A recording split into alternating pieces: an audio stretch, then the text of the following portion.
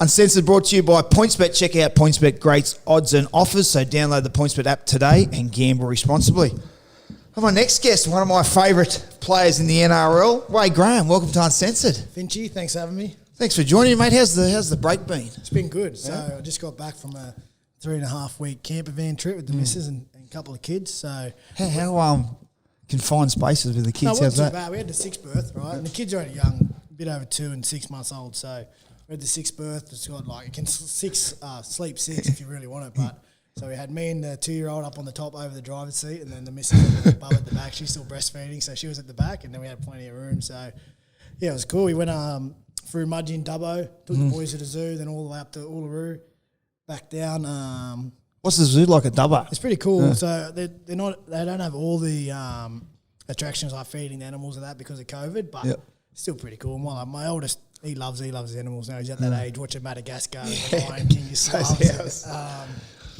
that was good. And then up to Uluru, hiked around that with the kids for a bit, and then made our way back down to Harndorf in Adelaide, which is my new favourite place. It's a German settlement in I've never heard of it. Yeah, in South Australia, so that was cool.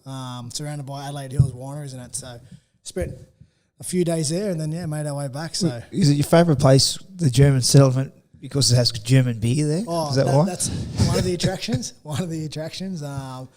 Plus all the wineries down there in Adelaide Hills are magic. You get in the cab, you're allowed to have the babies held on you, so it was good for me and the missus. We just jumped in the cab, out to a few wineries, lunch, tried a few things. I bought you a bottle of red over there. Yeah, I did see that. Yeah, they'll be half drunk by the end of the episode.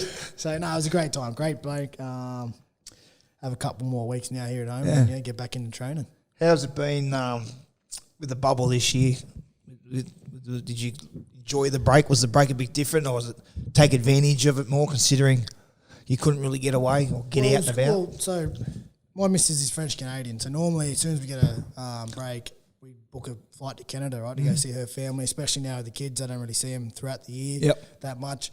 If we're lucky, they can come out here at some stage, but obviously not this year, and we couldn't get back. So because that was sort of cancelled, we're sort of looking for ideas of what we can do, and we always had it in our mind before the kids do a road trip through Canada, go from Montreal to Vancouver, but because of different things, just never got around to it. So then when this opportunity come up, we sort of went, well, we might not have another chance like this, so we just loaded the camper van and away we went.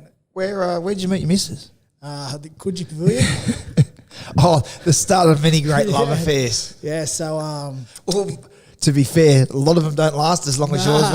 When you meet women, they usually last about 6 hours. Yours has got the test of time. 6 years, 2 kids later. So it was just. Was she on holidays? She was on a working visa, so she would come over here.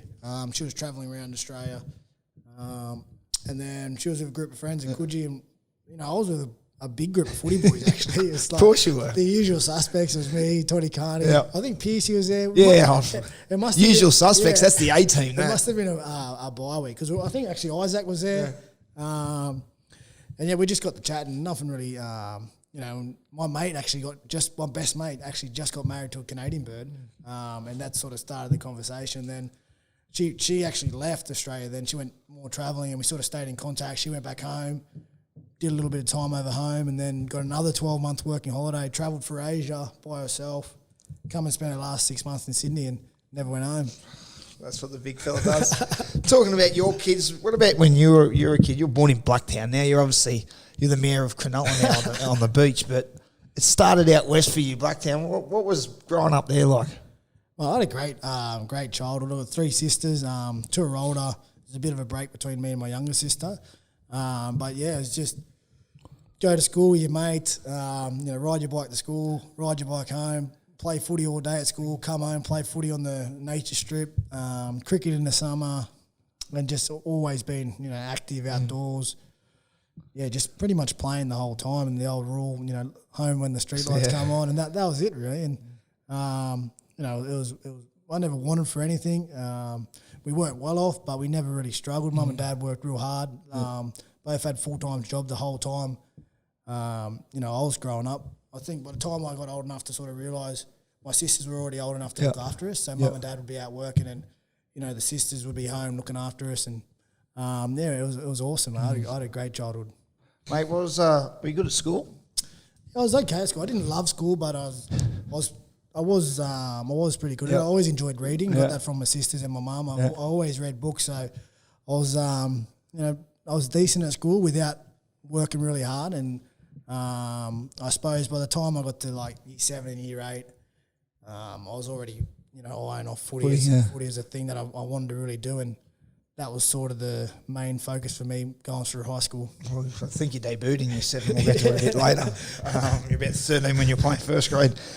Did you always love footy? Was footy always something in your blood growing up? Yeah, so footy was the only organised sport I played. Yep. So in the winter, I'd play rugby league, and then sometimes I'd pop in and play touch with my mates, but I'd never be a part of a team. I used to play golf a heap with my old man. That was all year round, but I was never a member of a club. I was never in a young junior. Yeah. So the only organised sport I ever played was rugby league. That's pretty much majority of all my friends played rugby league. That's what you do in Western Sydney when you... Either that or steal cars. Well, not when you're that young. Are they joking, Western Sydney? Not when you're that young. No. But yeah, it is a way of life out there.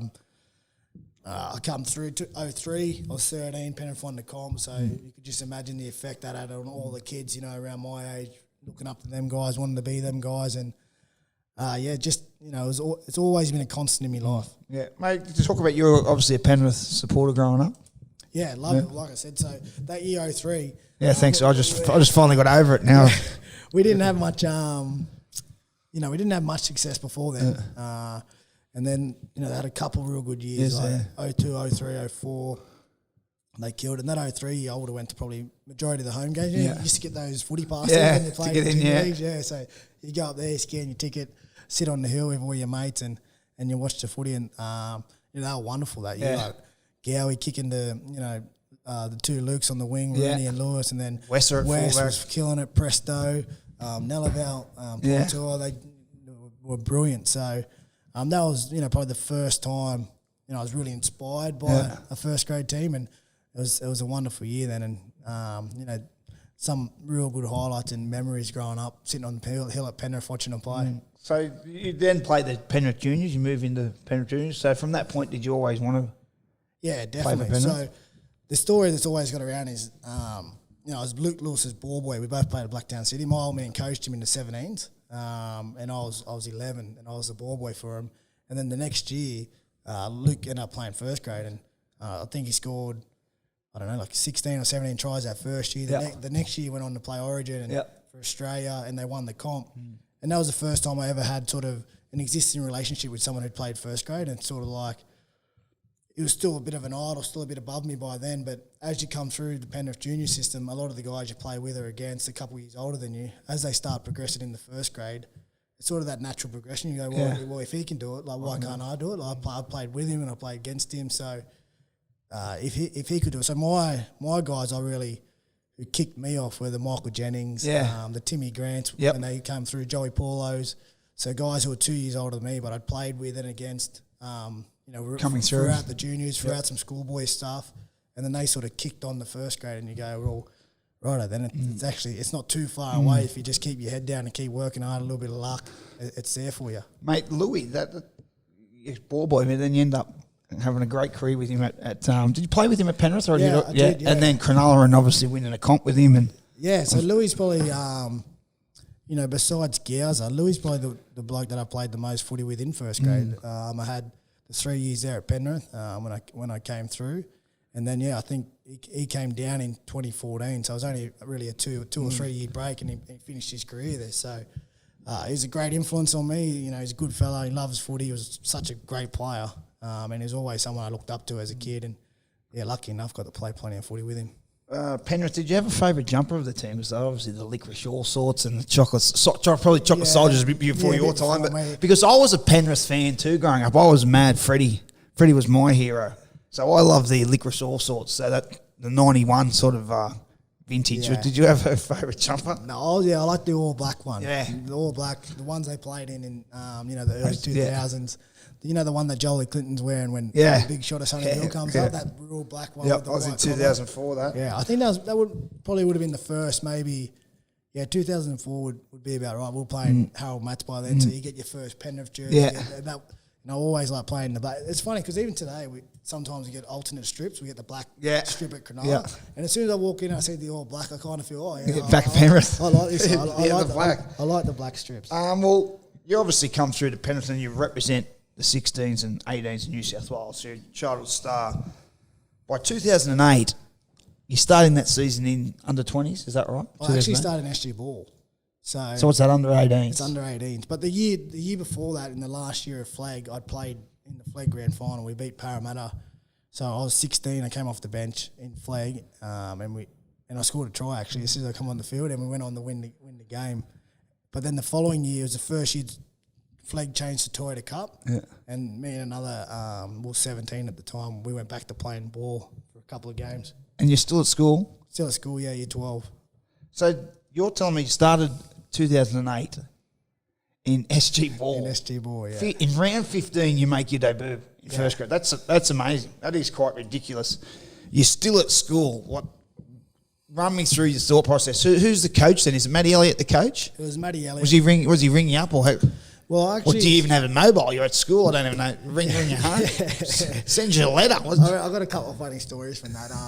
So the year before, playing in the Flag, which is the 20s, it was still Jersey Flag, Premier League, then first grade, then so the 3 grades.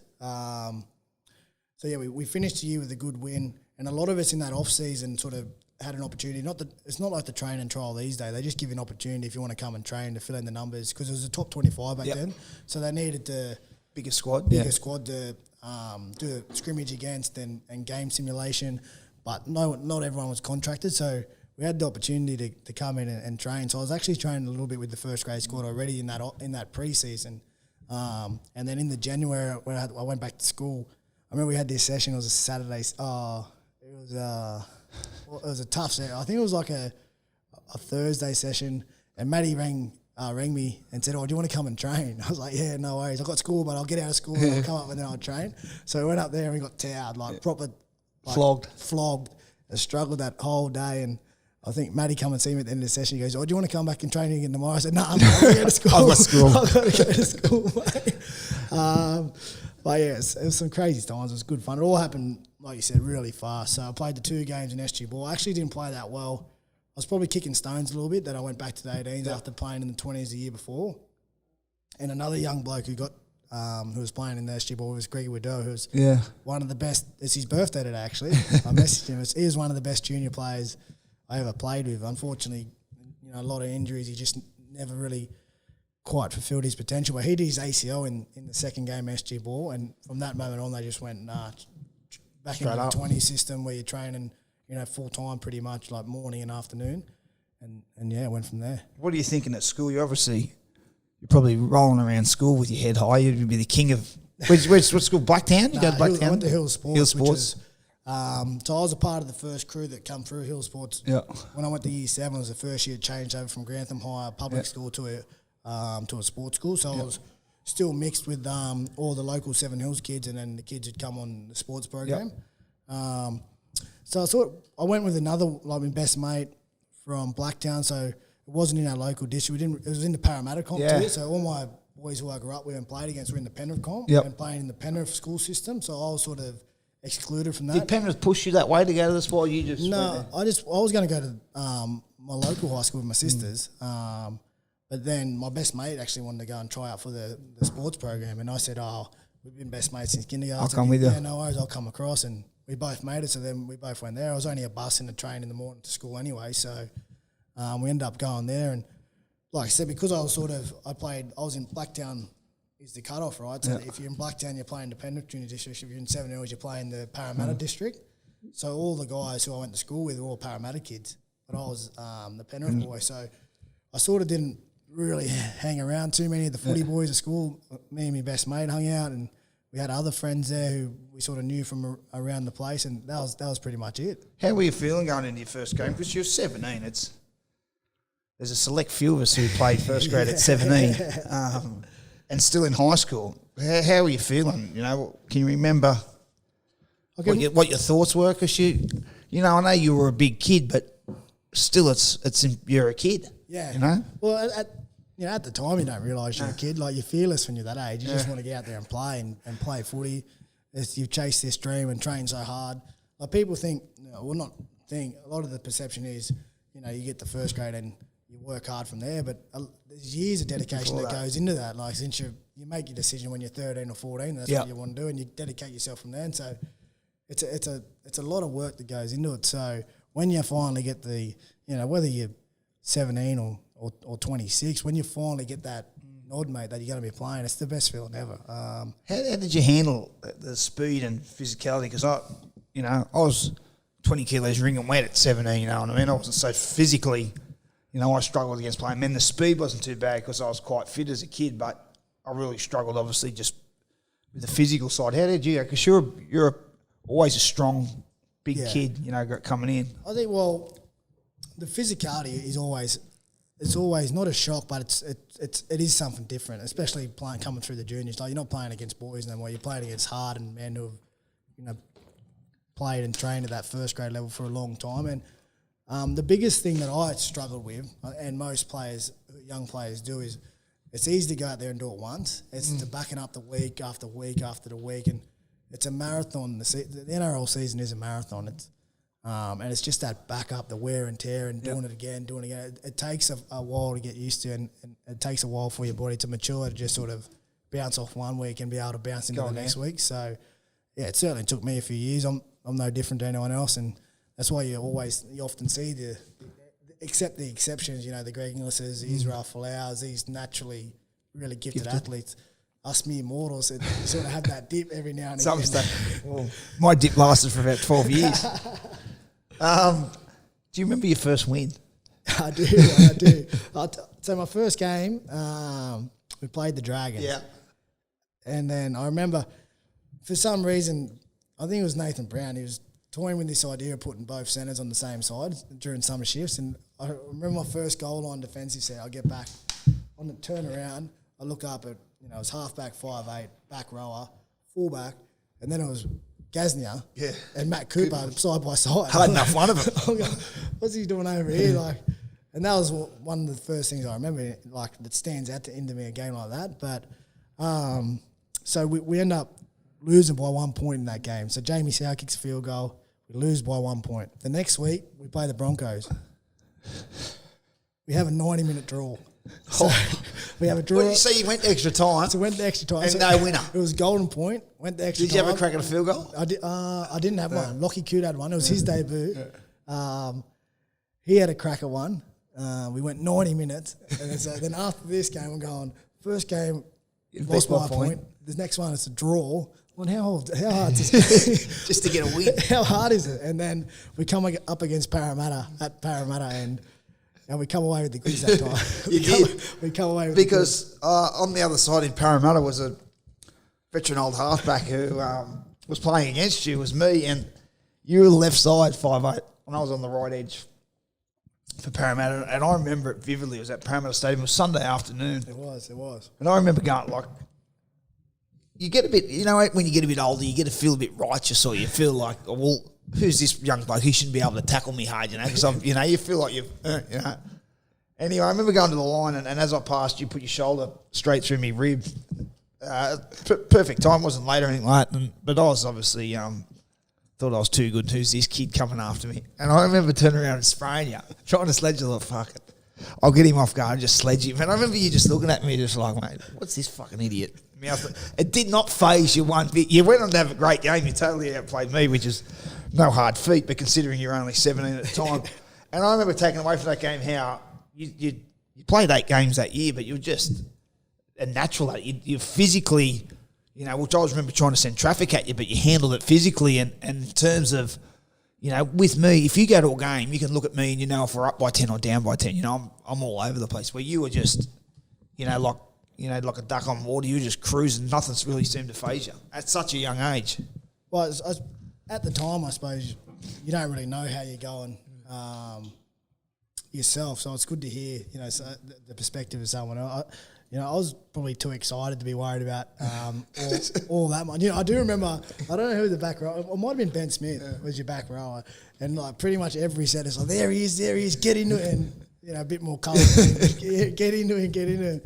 But I've always loved the game. That's the part of the game I loved is, competitiveness, the confrontation of the game, and just ripping in. That's how I was taught to play the game. Like, especially from my old man. That's it. You go out there, you have a crack with your mates. You give it 100%. You give it as hard as you get, and then when the whistle goes, it's over. You're mates with everyone. So that's the part of the game I really learned to love as a young guy. And to be honest, you need to love that sort of stuff. Growing up in Western Sydney and playing rugby league in Western Sydney, because there's 5 divisions in every age group. Every team, every age group's got multiple teams. So if you want to play in a good team, you got to love that part of the game. And, it's hard, good football as a junior out there, and you learn if you really want to play the game or not. Test your love for the game, pretty early. So I suppose that's what I've always loved about the footy is the physicality of it. Yeah, me too. I love that. Well, 2009, mate, you're away. You play 22 matches that year. You're 18, 19, and really since then, the only time you've had a footy is through injury. You haven't been dropped out of footy for that. What were your goals going into 09? Were you at the point then where you thought, after getting a taste in 2008, that this is where I belong? This is my, I'm playing first grade now. Yeah, well, there's a bit of a transition between. So the first year, I remember after when you first start, or your coach go, you're playing, right? Yep. And you think it might just be for one game. So then we played the game and we lost by a point. Didn't really know how I played. A million miles going on, like, in your debut. And then so I said, because I wasn't full time then. I was like, do you need me at training on Monday? He goes, yeah, mate, you come back to training Monday. You'll be playing again next week. And sort of that first year, you sort of tread on eggshells a bit. But then once you've had a few games and you've had that feeling of it, you come back into the next preseason and go, right, I'm ready to go now. I want to be a part of the team. I want to help make the team successful, make the team better, and you want to try and really establish yourself as a player. So that second year, I managed to play, I think, 22 games. So by the end of the year, I was pretty busted, young, and I think I was still on matches then, so I was making sure I played every game. I just keep getting needled up every week. But I was beat up at that end of that year, and then... it's a long season for a young kid. You're still only 18, 19. Yeah, it is, well, and that's the physical toll it takes on you. It eventually catches you up, and that's why you learn as you get older how important pre-seasons are, getting the work done there and getting that strong base. But after that, I was feeling good, like in a good spot. I was 18, 30 games, looking forward. Well, it gets better again the next year. You have a great year. We'll touch on what you did during 2010, but in terms of the team, finished second that year. Disappointing final series, but a huge step forward for the club. Yeah, well, that was probably in 2009, we went up to Newcastle and we were playing for 8th spot. So the winner out of us in Newcastle getting the semis. Getting the semis, and we just couldn't get it done, and it was so disappointing. And coming through the juniors at Penrith, he played semi-finals every year. Like in Harold Mass, SG Ball, Jersey Flag. Always strong. Always strong. In the grand finals, winning grand finals. So you're just used to, wanting to win. That's what you want to do. So, 2010 rolls around and the boys are killing it. I was actually out for the majority of the start of the season. I had tackled Fui Moi in a trial match and broke my collarbone down through my AC. So normally the AC sort of pop up and release. You see a heap of guys with the AC pop up, but somehow mine went the opposite way.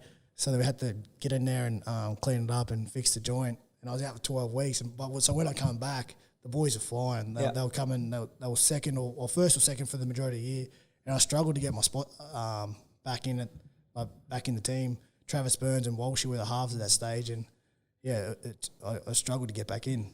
Well, during that year, you signed with the Sharks for 2011. Now, did Penrith ever say why they let you go? Penrith Junior, you're a kid at the time. Even though you said Burns and Walsh were there, but they were journeymen. Travis, I think he'd come from Manly, and Luke Walsh was a Newcastle junior, come from Newcastle.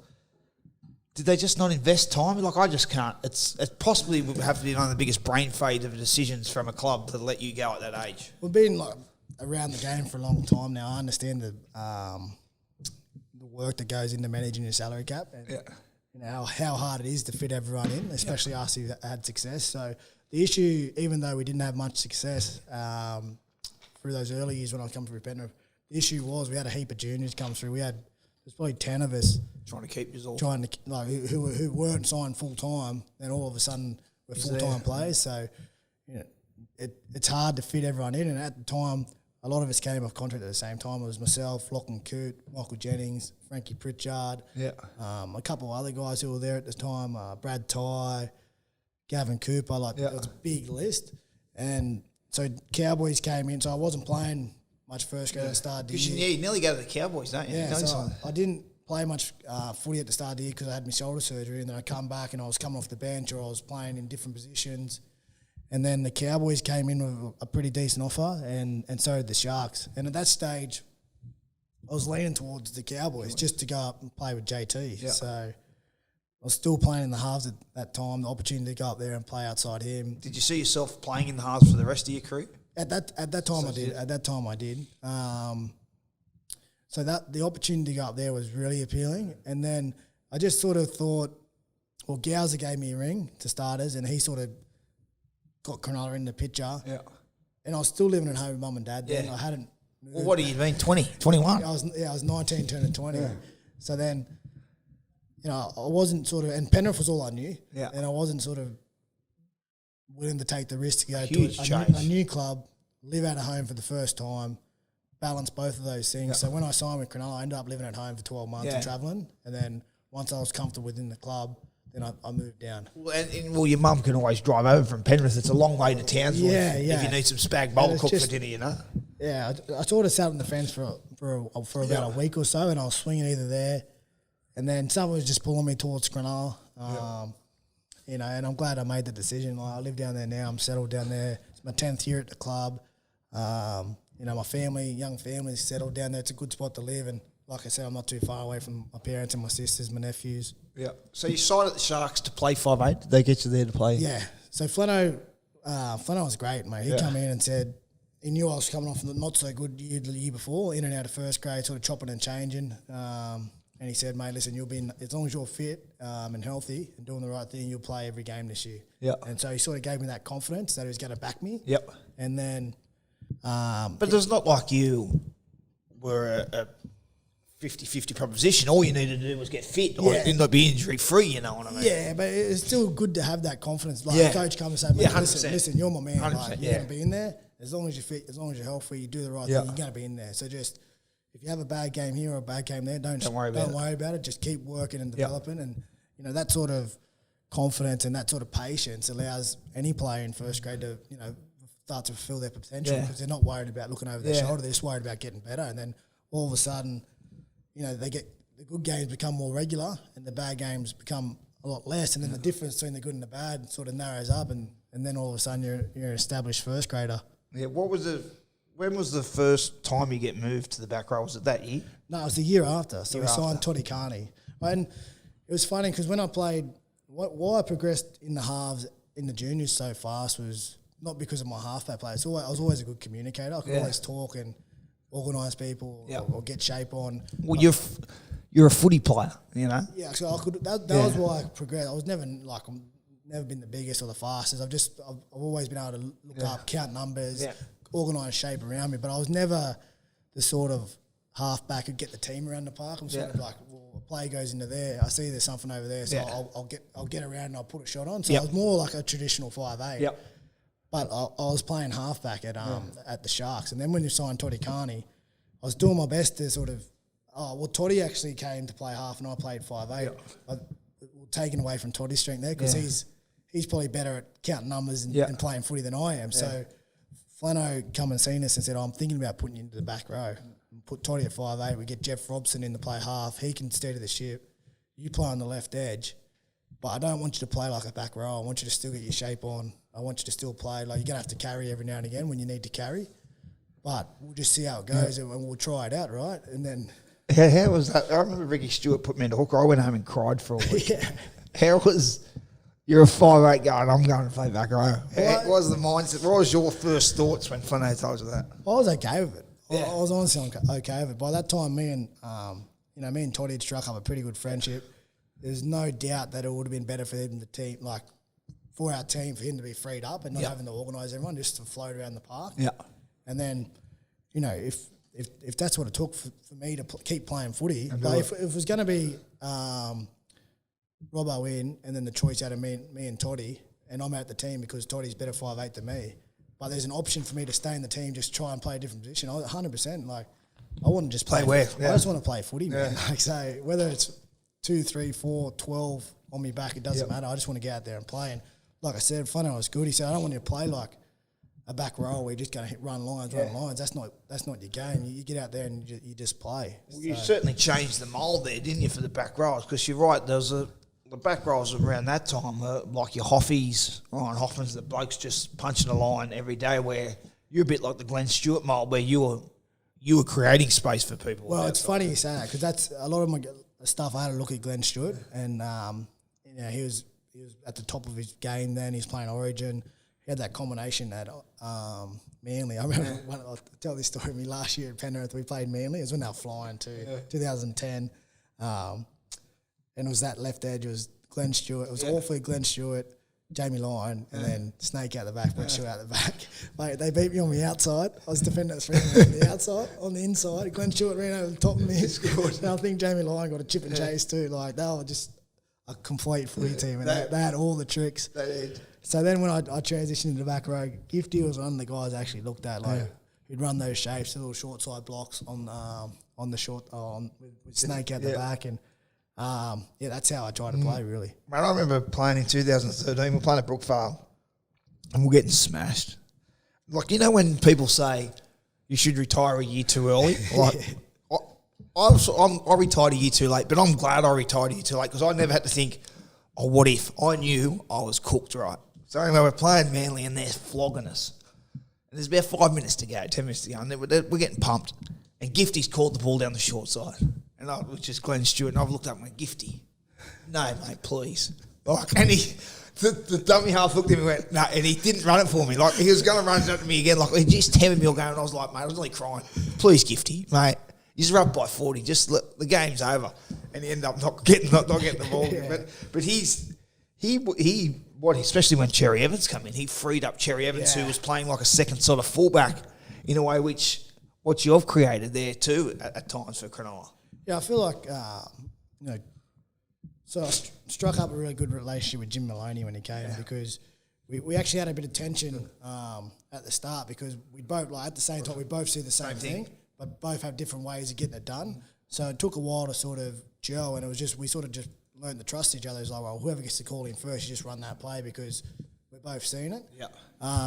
And I think what it does, if you have a back row, or not just a back row, any player in your team who talks and has their eyes up and communicates in, it just gives that person a little bit more time and frees them up. Like, they can just focus on something else, and they already know what's out there. Like, the best, we'll probably get onto it later, but the best I played with like that was Billy. You were out in, when you go into Aussie camp and you have Billy at fullback, you get out to do the ball work sessions, and you don't need to worry about anything, because he's calling everything 3 plays ahead. And it's like, okay, well, no worries, man. Well, for a half, I used to love the centres calling the ball, like where they want just calling their plays, because I don't have to think. Yeah. You know, I can just get the ball. Like, if you're calling something, that was beautiful for a half, because I can just catch and pass to you, and you go, like, there's, for a half, and I think that's sometimes, especially when the young centres, they're just forever looking in at the ruck instead of getting their eyes up and seeing what their centre's doing, seeing if the wingers drop back.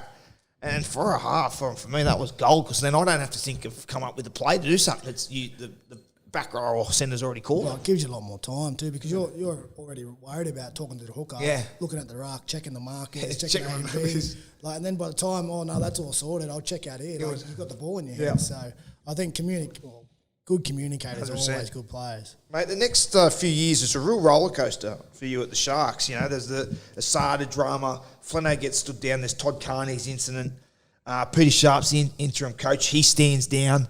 So there's plenty of all that. And you're still only a young kid, but because of your debuting at such a young age, by 2021, like 21, 22, you're looked at, and this is in my opinion, as a senior player, because you've played so much footy.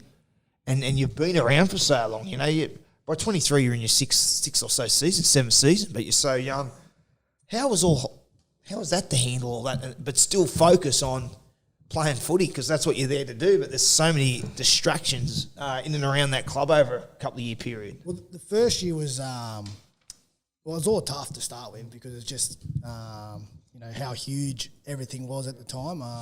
And when you're that age, 20, 22, 23, you're not really equipped to deal with all that. You're learning on the run, right? You're just trying to do your best and you're learning to deal with it on the run. The first year we managed okay. We still had a good team, a quality team, a lot of good players across the park. And the harder it got off the field, it sort of galvanised us as a group, and all we had to worry about was going to play footy because sometimes players weren't training because of meetings with lawyers, and sometimes we weren't allowed to train because the club were meeting with their lawyers, and it was just crazy times. So all we had to play was on the weekend because we were all footy players. We sort of just got out there and did it, and we held on real tight, and we ended up making the semis. I think we lost to get into the prelim against I think it was Manly, and with everything that went on, it was probably football-wise a successful season. It was amazing that we managed to play and make the finals and still hold it together. But then the next year, it just got too hard. It just got too hard. Once one cracked, so Flano wasn't there, and then we had a couple of injuries. We lost a couple of games, and it was just the relentless scrutiny. It was just too hard. Yeah. And then the injuries banked up. Sharpie obviously stood down. He wasn't equipped to deal with it. He hadn't signed up for that. That sort of shitstorm that we were in. And then it just got too hard and too long. And by the end, when the end of 2014, we got the spoon and we got the bands, it was like a release, mate. Just get me out of me.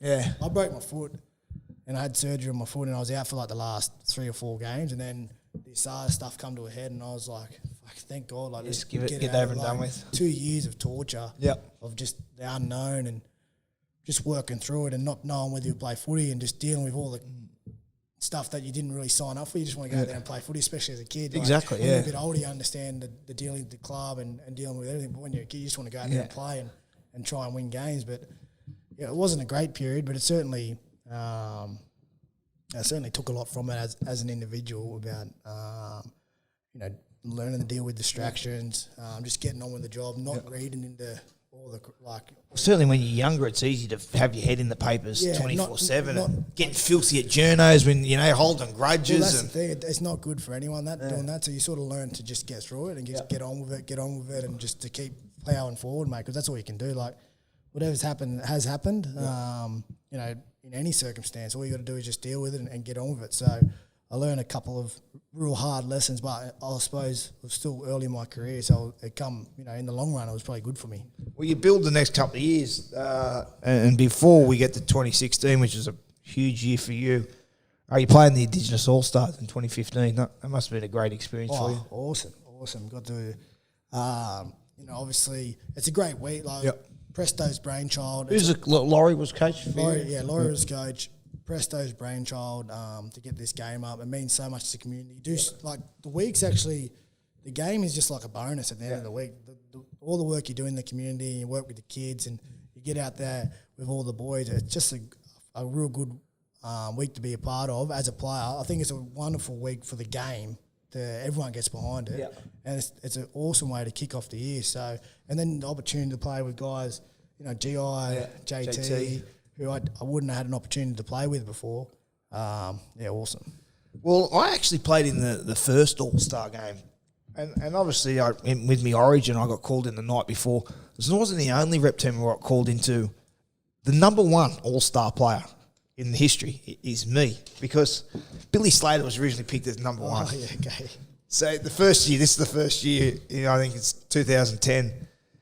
And Billy rolls his ankle about 2 days before the 2 days before the game, and back then it was each player from a club. I was the next player from. I come in and I wore number one. So I was number one in the original All Stars. There you go. But I remember that night. That was at the Gold Coast. I only got the last couple of days of the week, but just the crowd was a packed house for a preseason game, and it was huge. It's just it's a great way for the NRL to kick off. Probably NRL I think does it the best.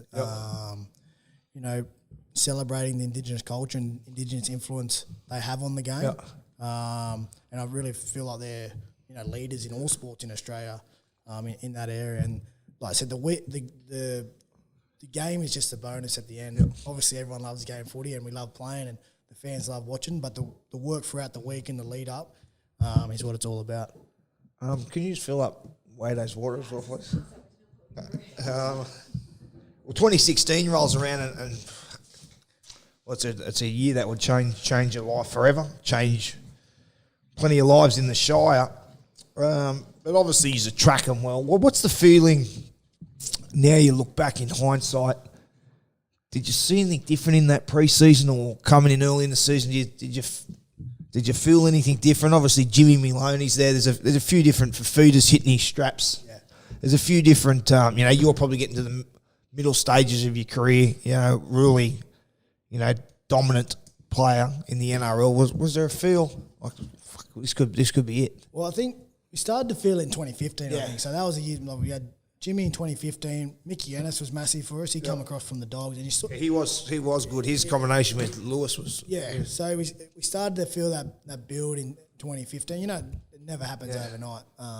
You start to feel it build, and we played 2015. We would have made the semis, and so we come off the wooden spoon in 14, and everyone's heads off, but everyone comes back in 2015. Like with a fresh start, right? Yeah. So Jimmy and Mickey are there. They're fresh to the club. Yeah. All the guys who are involved in this other stuff, they come back. They're fresh, like weight off their shoulders. We're ready to play and move forward again. Yeah. And then other older guys, experienced guys like Luke Lewis, Chris Hyington, they're coming across and they're playing. For feeders coming into his own. Yeah. So we're just in a really good spot, a really good balance across the whole team. Yeah. We build at 2015, and then 2016 rolls around, and I think we lost our first game. We won our second game, lost our third game. So we're sitting there, going to Manly, looking at going round four. Yeah. So looking at 1 win, 3 losses, or 2 and 2.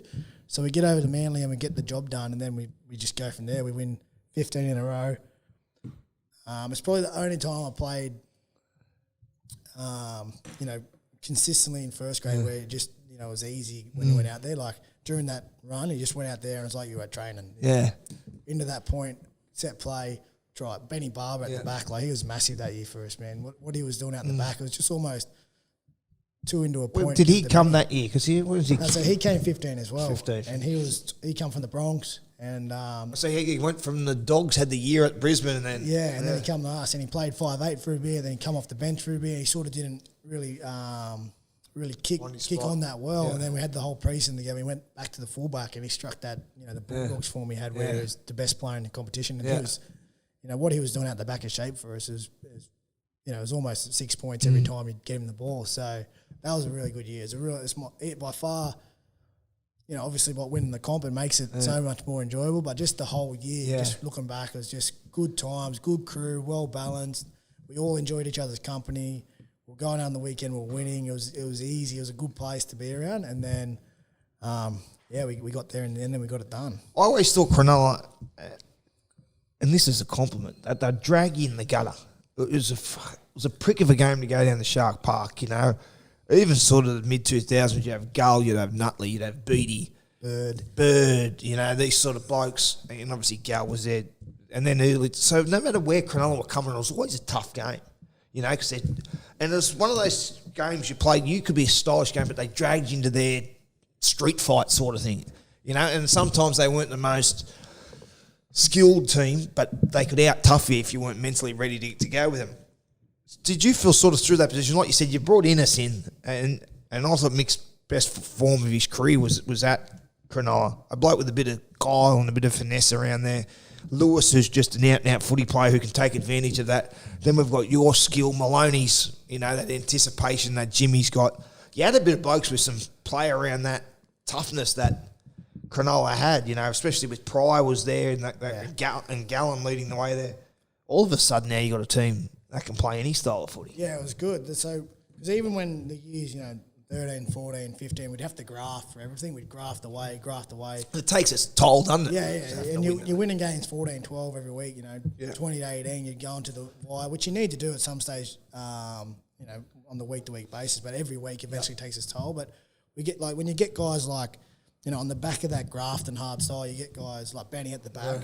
You got Val on the wing whose debuts that year, Jack Bird, and then, Mickey and Jimmy around the middle of the field. It starts to reward all that hard work, and then because the boys are willing to have a crack and get in there. So get a bit of polish on the end of that. It's good to get a reward for it, right? Not go, oh, well, we'll have to do it again, You get out there and you rip in, and then the boys get it done. You go, oh, well, this is right. Let's go back there and do it again now. So it was good to have that.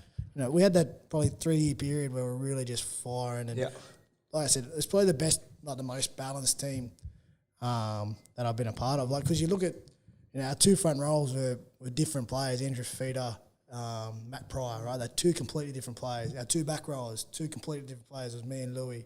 Our two centres, Birdie and Rick Latelli, different players. Val was on one wing, Sasai Feki, different players. It's just, you sort of had a motley crew all put together, and you had guys like Hino come off the bench, Sam take it easy. It's just it's a really good team.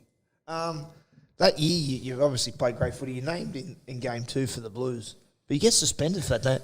I remember thinking it was a pretty piss poor suspension. Or was it a tough call on you to miss Origin? No, I came out of the line. I caught JT high, so I was definitely. You came out of the line and pressured a halfback. That's brought back mad memories for me. Just nightmare. It was definitely high. It was definitely careless. What'd you get? A week? I got a week. Mate, rather get 6 weeks than one. The next year they made the rule about you pay the fine for grade 1s. The Wade Graham rule. Yeah. So, but you see guys missing grand finals and Origins. For someone like that, and I think it's a good rule that comes in. Another thing I thought they should have looked at was maybe 100 points is one game. Just make those games worth a bit more. So grand finals worth 300 or Origins worth 300. So if you do something in club footy and you need to pay the price there, fair enough. But I think game should be measured. Those games should have a bit more bearing. Well, yeah, especially Origin go back and serve the suspension the next week in club. So it's just, but the monetary rule has worked. Like, you don't have guys missing big games now for like grade 1 careless things. But I was unfortunate. Lucky for me, I got game 3. Game 3. So how was that? It was good. It was a dream come true. Yeah. Origin's probably one of the biggest things that draws you in as a kid. The theatre. I remember sitting up, Wide World of Sports with my dad, and the starts would come on. They throw like MG and the King staring each other down, and that feeling around Origin. So it draws you in. It means so much to everyone, and then to finally, especially being so close and having it taken away. Luckily, Laws rewarded me in game 3, and I got a game and debuted. Now, for all the Sharks fans or league fans out there watching, that year, 2016, you win the comp, but I still believe now, you're always lined up paired with Melbourne. You can see it as the season went on that you two are the two teams. Now, Melbourne's right edge for 5 or 6 years at the time was Cronk, Kevin Proctor, Chambers, and Slater at the back. Was the best edge in footy, bar none. Best edge in footy for that period. So many different threats. You worry about Cronk, then there's going to create space for Proctor, or you worry about Chambers and or you worry about Slater at the back, Proctor's going to go through the line. Or if you worry about, jamming too hard on Proctor, Slater's going to burn you with spoots. So many different types of skill on that right edge.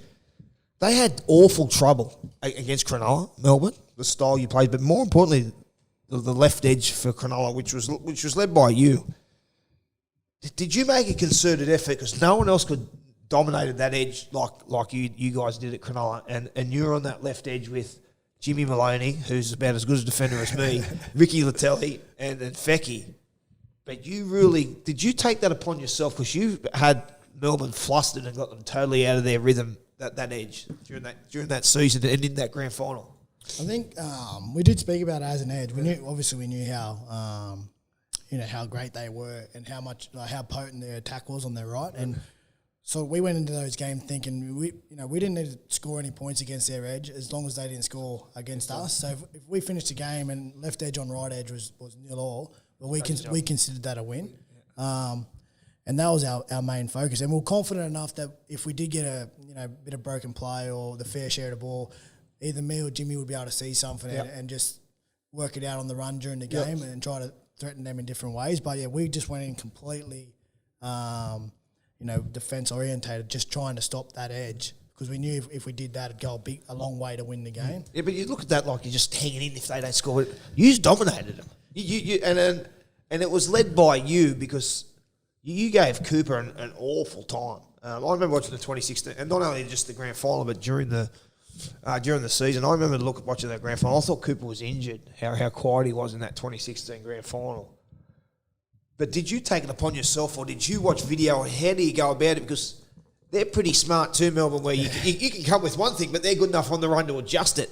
This was game after game, during the season you just flustered them twice, and then you got them again in the grand final. So they had plenty of time to adjust, but every time you'd made adjustments and always had the Storm struggling. Yeah, I think it was just sometimes you take educated guesses, right? You sort of know Cooper's a pretty steady player. He wants to execute the game plan, and he's got a game. 100%, he's got a game plan coming up. And traditionally that is, the middle or the A or B defender will get held up at the ruck by Smitty in the middle. Cooper would peel out, hold me up, and then it'd be back row inside our half, Billy out the back, and they'd strip you on the edge all the time. Well, they had the little trick shots, but every now and again, without a plan, I just tried to be disruptive and come out of the line or move on Smitty's pass or even go out the end and just be disruptive. Wouldn't do it all the time because you get exposed eventually. Yeah. You can't hedge your bets too many times. That's what I'm saying. If you come down to the line, it's obviously going to foster them, but if they beat you, there's only Jimmy left, and my grandmother can beat Jimmy Maloney defensively. So there's, like you said, there's risk and reward in what you're doing. There always is. And, I got exposed too a couple of times. I remember a game at Shark Park. They got me twice on the try line because I'd come out too quick, and Smitty just sent either Bromwich or it was McLean back then on my inside shoulder, and the middle wasn't quick enough to get across, and I couldn't assist because I took myself out of the line. But that was the thing. Like, sometimes you just got to, make the play and read the play, anticipate it, back yourself as a player and get out there and do it. And that's I was just trying to be disruptive, get there and force the issue so they didn't get to run their plan against us. And fortunately on the night it worked. It came good for us. Do you think that's... See, I look at that and that's a footy play, like there's not... we've got to do something different here. Usually a lot of people turn up to training and go, what does the coach want me to do? Do my job. For your ability to go on it, we need to do something different here. Do you look at those things every week, or how can I do it differently?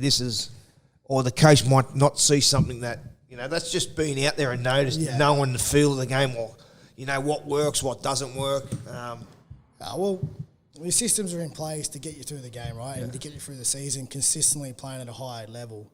But within the systems, you still got to play the game. Like, if the system in a perfect world is to defend whatever's in front, if this is what they throw, but if that's not what they're throwing at you, the whole shape, if it's just one bloke coming, well, you don't need to stay out there and defend. You can come across A and B, which isn't in your system, is it really? It's just playing the situation. You can come in and initiate contact, then your inside can get in and can win the tackle. So there's a system that gets you out there and gets everyone knowing where they're supposed to be on the field at any particular time, and then there's playing the situation in front of you. And all the good players, the best players play the situations the best. Like, you look at JT, how many times he just get Matty Bowen swinging around, kicking on the inside, and he had the system, everyone working in the system around him, just giving time to look up, see the situation, play the right play, and take advantage of it. So there's sort of the game within the game, really. Well, so the 2016 is dominate the Storm, is take him in the grand final. It's a fascinating game.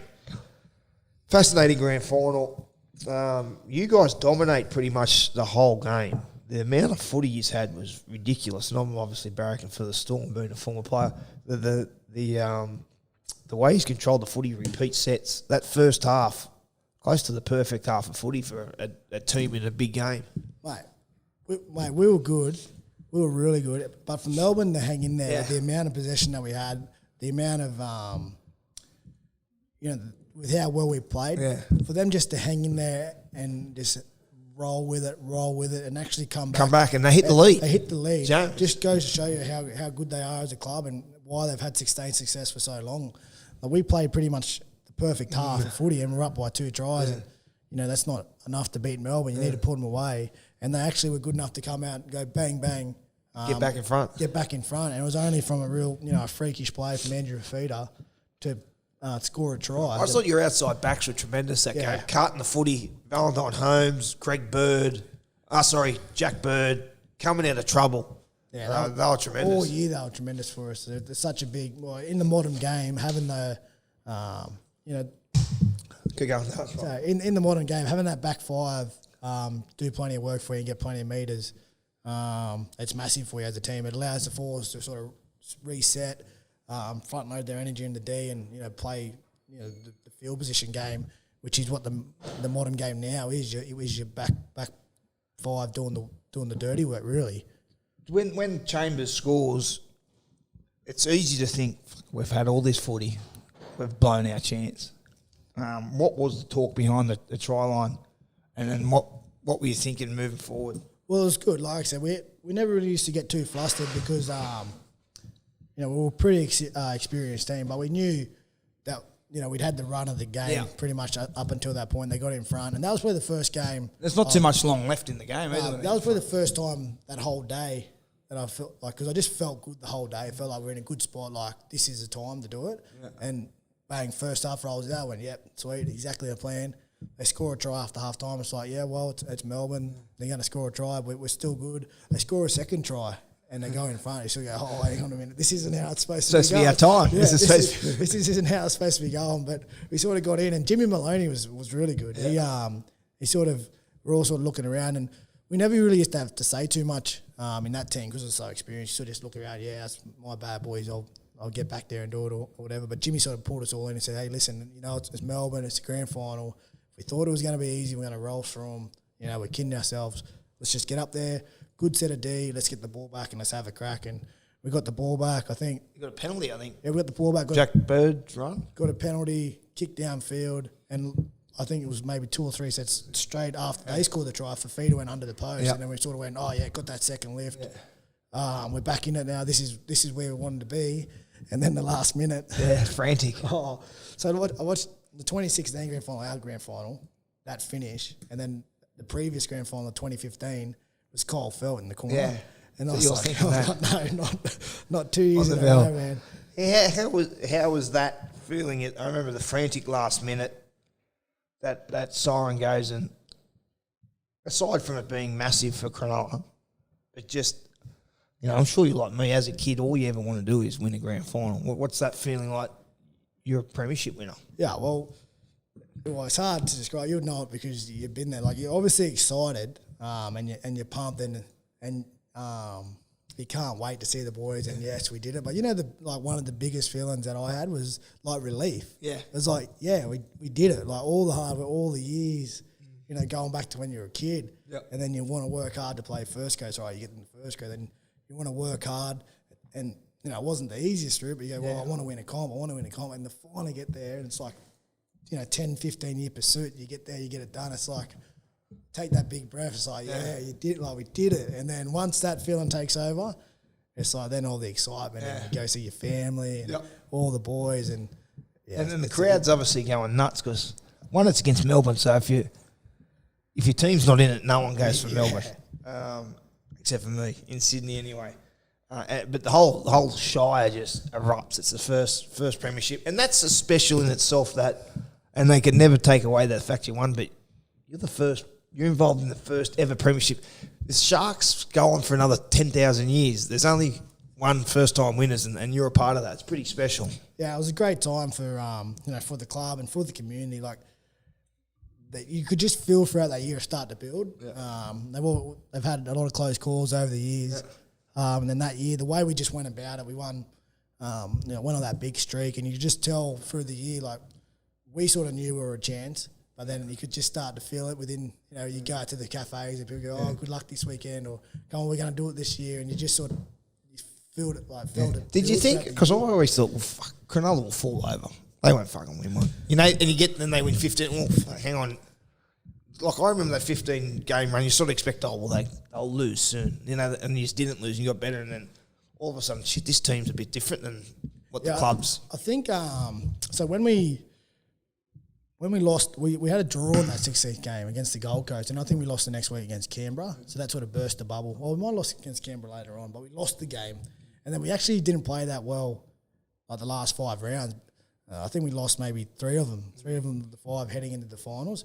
And there was a bit of noise externally about, or maybe they've peaked too early and they played their best footy. But internally, it always felt okay. It sort of got to that point when the streak ended, because we had all those senior guys, everyone knew we were like either we're in the top 4, right? So everyone was just waiting for the everyone was final. treading everyone was just treading water. They wasn't worried about 21, 22, 23. They were just getting through and making sure that, when the finals rolled around, they were actually there playing and healthy. So you sort of just treading water. Yeah. And then week 1 is really what made that year for us. So we went down, Gow didn't play, had back spasms, went down to Canberra.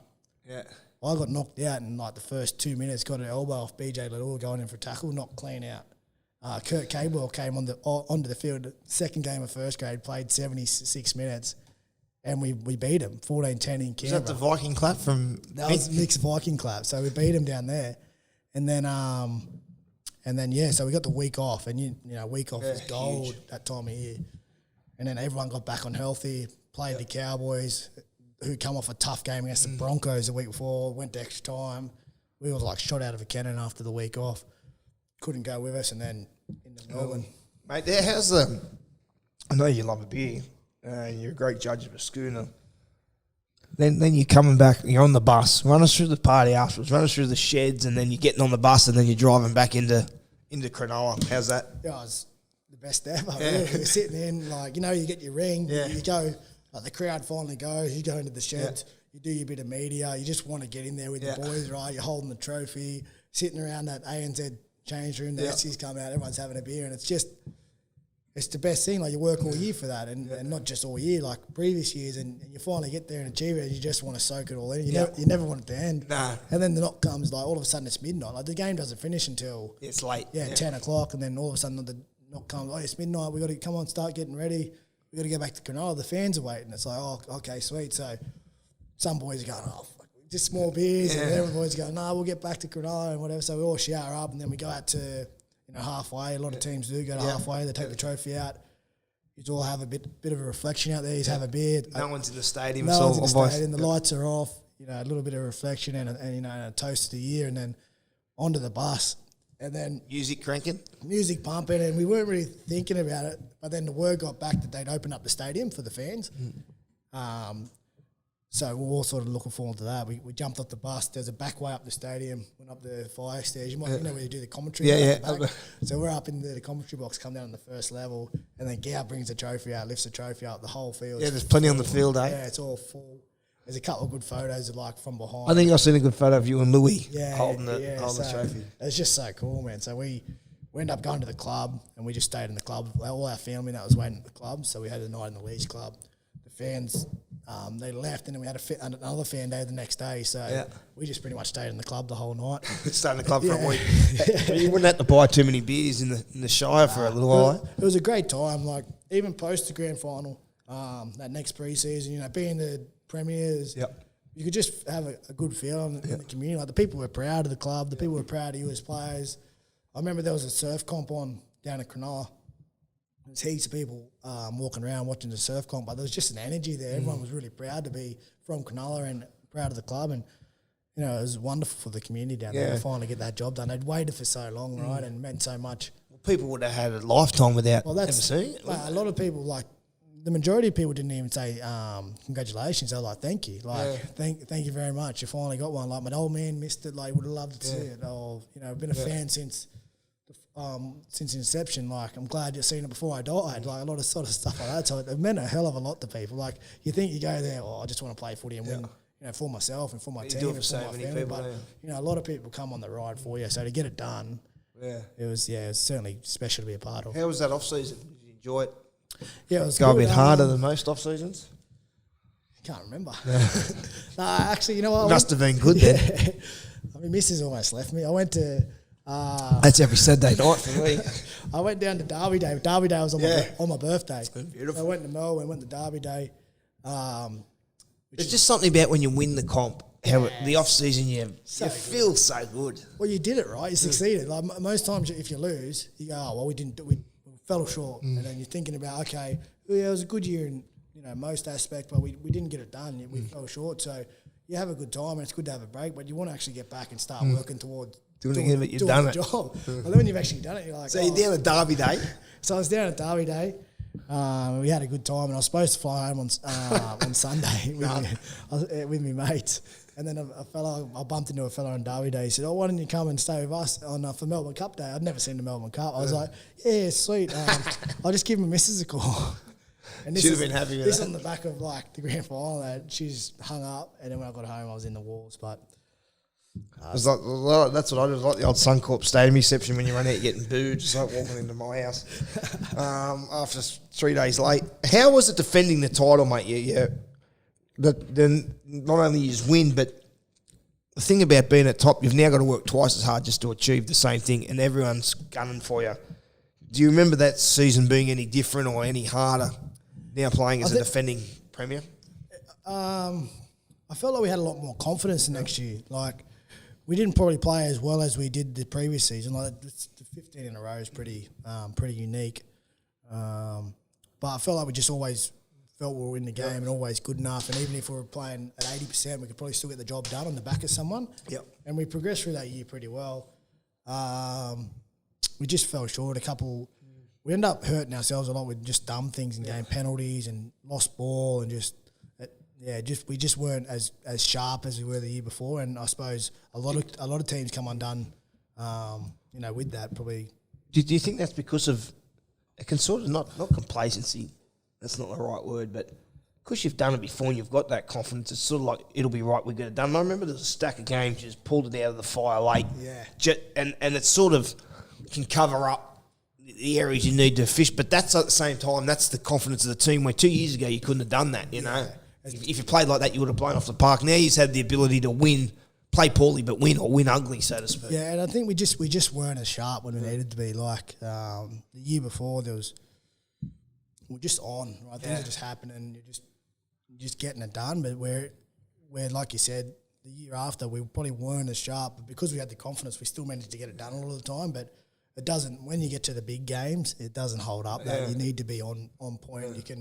You can't cover it up really. So we just fell that little bit short. Whether it was distractions or the season got too long, or it was having that Premier's Day, we just fell short, which was disappointing because we had the majority of the same team. The only bloke we were missing was Benny.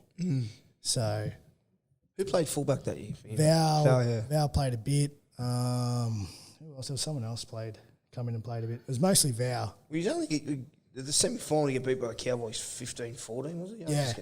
And no, they were on a mad run. They obviously knocked off the Roosters and before they got beat by Melbourne. But do you look back at that as disappointing, or or you could have done better, or you just went, you know what, we had our run more? I am disappointed. I'm even disappointed at 15. Like, I thought in 15 we had a good chance, and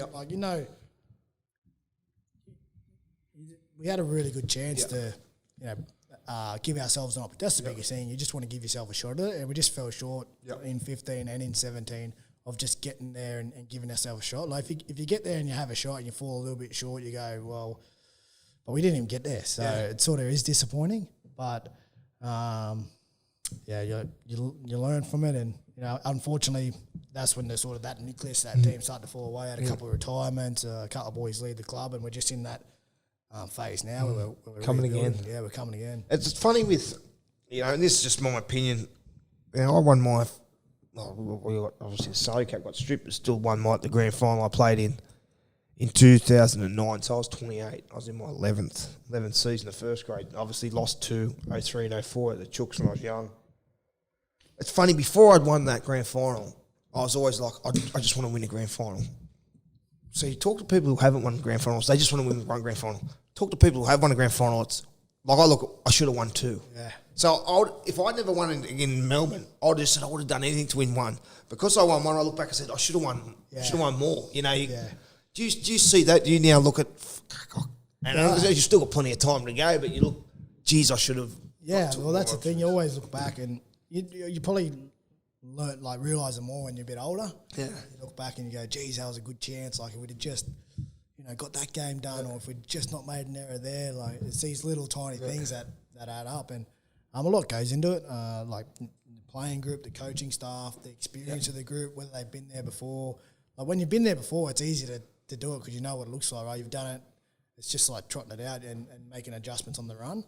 But yeah, I know what you mean. And then now I'm 30, right? I'm starting to see well, it's going to end soon. Yeah, It's going to you end. see the end. The end's closer than the beginning was. So I'm starting to look, well, I want to win again, right? So if we need to win, we need to start getting it going. Yeah. I said, if we'd won a couple back then, it would have helped. But I think if any athlete is probably never going to be satisfied, unless you're Usain Bolt and you're blitzing everyone, you're always going to look back and go, I wish I had that better. Like, that's just the nature of the beast, isn't it? Competing and wanting to be better. Mate, the few injuries, the knee, I think was it 18 you did your knee in the semi-final against the Roosters? Yeah, it was 18, yeah. So you've had a couple of doozies, so to speak, for injuries for your body. How do you treat them any differently now you're older or than what you did it when you're younger, I guess? When I was younger, I was pretty rat's ass, man. I just used to just play. That was it. Just get me to the weekend and I'll play. But obviously it catches up with you in the long run. But the knee was the first proper serious one. I've had the shoulder surgery, which was... But did you get sniped? Was there no one around?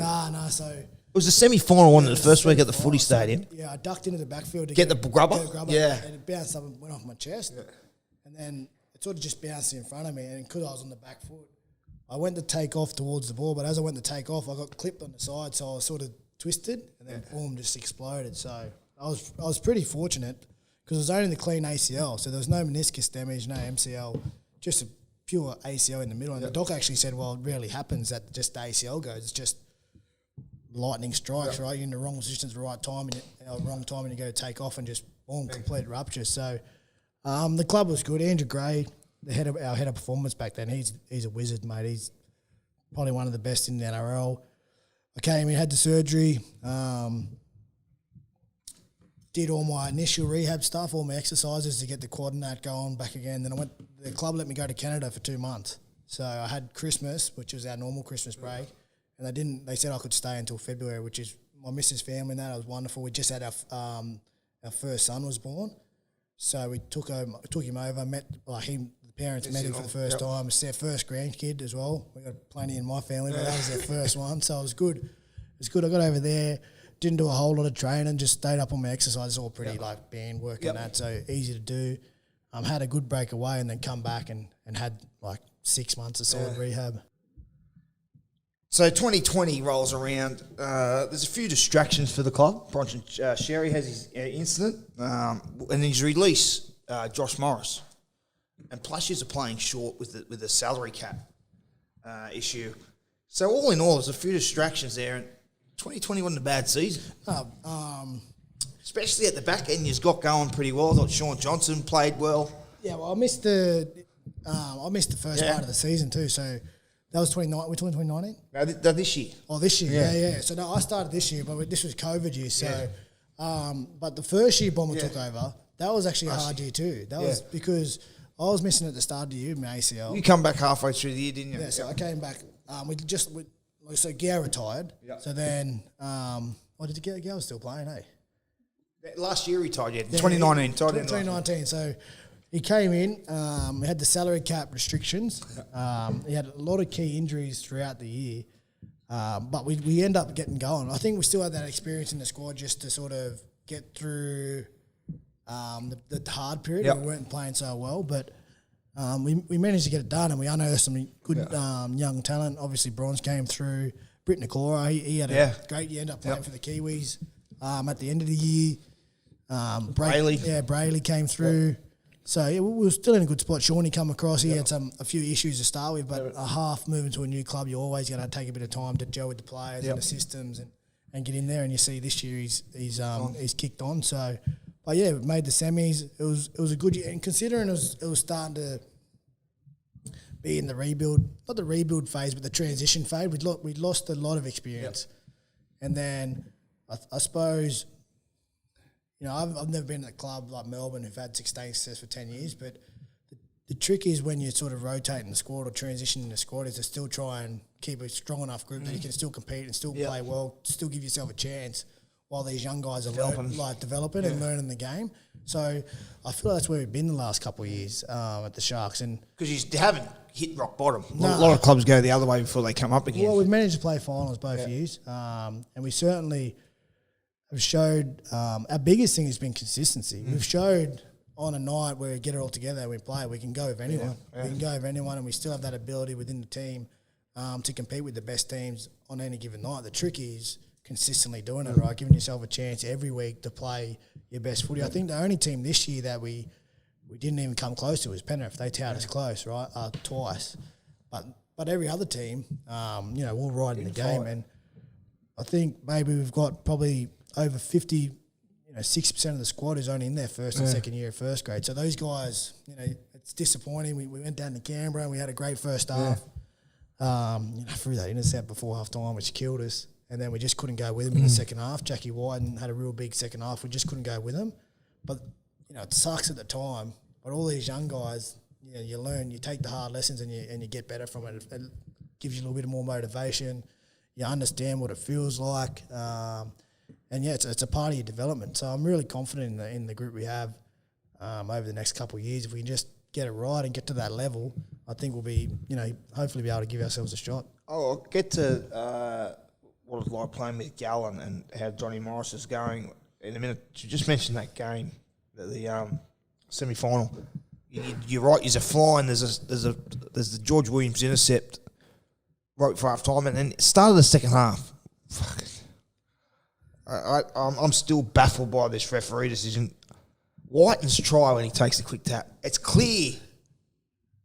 You've called the challenge, or you're called what. Or I'll ask you what's happened there, but from TV it looks like the referee looks at you and then you're talking to him, and then Whiten runs past you and he waves play on. Like, I'm still baffled, and really was a sinking ship from then on. But run us through what happened there and what you remember of that incident, because it certainly looked like a tough call for the Sharks. Yeah, because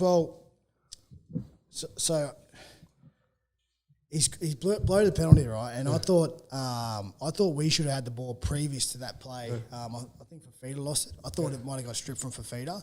So I called the challenge for the whole play because I wanted to check the Fafita stuff. But then he blew the penalty and he let it play on. And he said I couldn't challenge it because it was a ruck infringement.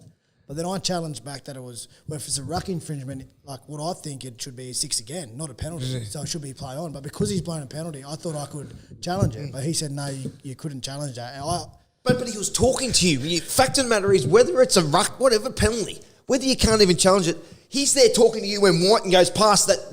No, hang on. Well, that's what Go back and tap it again. You back it like. Whether you can challenge or not, whatever. You're out there. You're out of the line talking to the ref, and you're just going to let him.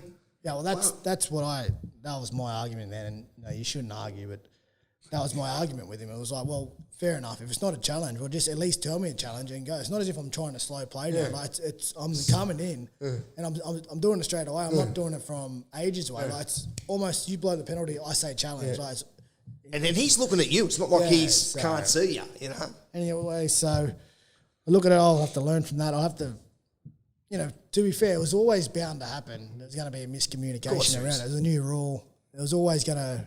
See, that was my biggest thing. I was like, well, if it's a ruck infringement, I can't challenge it. If a ruck infringement should be 6 ago, because that's why I brought in 6 again for ruck infringements.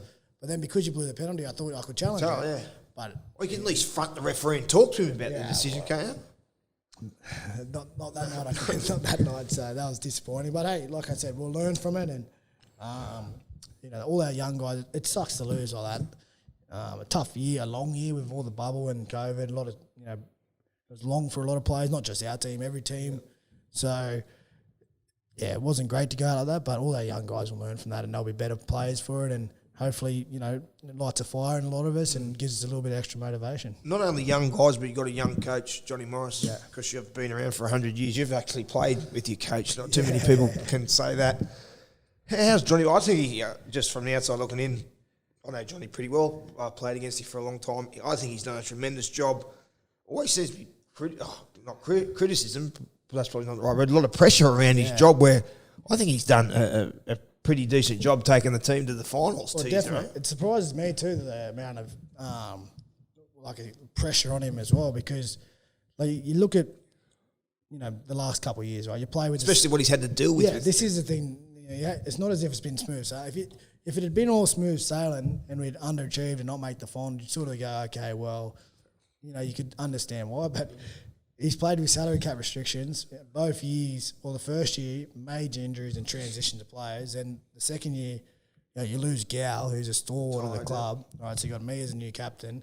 Then Josh Morris go. The Bronson incident, and then you have COVID. Like, it's hard to judge anyone on COVID year, because we've got nothing to base it on. So Johnny's done a brilliant job for us. I think the way he coaches is, if you didn't know Johnny from a bar, so you play with him, he played 300 games, right? You could just tell he's one of those people on time, well prepared, doesn't leave any stone unturned, gives himself the best chance to play well. That's how he coaches. Like, we're always prepped. We're always he always gives us an opportunity to play our best footy, and that's all you want, really. Yeah, and then the rest is up to us out in the field. So the pressure. Yeah, especially over the last 2 years. Like, I don't know what else he was supposed to be. Exactly, and he's made the finals. Yeah, 2 years of finals. So I suppose who'd want to be a first grade coach? Well, I would be. I'll take any job at the moment. Talk about a player there, retired. Gal, obviously had a fantastic career, long-time captain, and you're his successor. What's Gal like to play with? What's Gal like as the bloke? I know Gal briefly, not that well, but, I was just to say hello to and that. But what's Gal like in the inner sanctum of it all? Because you played a lot of footy with him. Oh, he's a good fella, Gal. Like, I know he's very polarising to people because he's just got one of those guys. The way he plays, you either really like him or you don't really like him. If he's in your team, I guarantee you love him. Yeah, you love him. So, but for me, he was someone. He's obviously had a massive influence on me. He sort of got me to Cronulla. He first had my brain thinking, and then sitting down with him in Flano got me there to start with.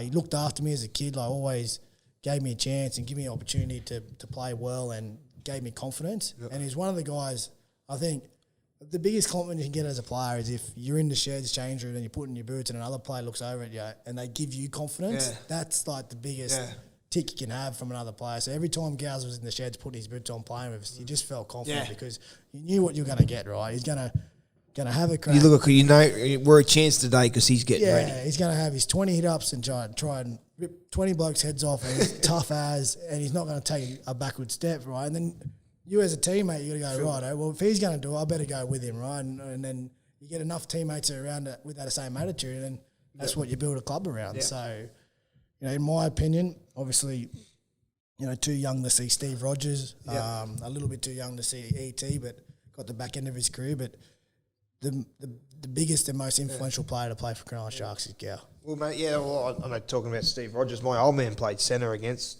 Sludge, and he played at the Dragons just a bit after the great. He played with Cheng, but obviously before that was Reg Gasney. But he says Steve Rogers is the best. Yeah, a lot of people I know. The best he's ever seen. Yeah, especially that generation. They always say Steve Rogers is the best they've seen. And but Gal's right in there, and you got Gavin Miller as well. I just think that, Gav too.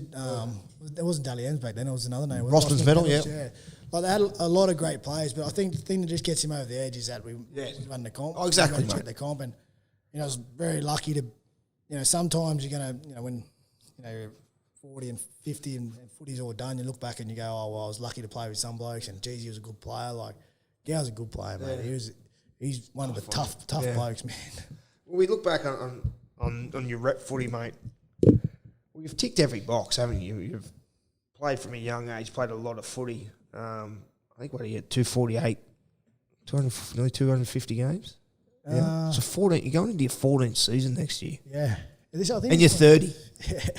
And so we're looking at Cameron Smith's 38 now. The way, I don't know, obviously you're a bit more physical, you play than he does, but, the way you look after your body, you can, you've got 350 inside. You've got another possibly at least 100 games, get another 100 games in your 3 or 4 seasons. Yeah, I've got another couple of years signed with Cronulla, so I think I'm at that stage now where, we just see how we go. It's not so much about me personally anymore. Like, wanting to be better, or I always want to be better as an individual, but it's about the club, trying to get these young guys through, trying to put the club in a good position to play and just be a part of that and play well, lead the boys, help develop the boys, and just get on. And, I'll play, as long as I love the game, I'll keep playing. Yeah. I've always loved the actual game, getting out there on the weekend with your mates and playing. So as long as I keep loving that, I'll continue to play. You've always been an old school footy player. What comes with it too,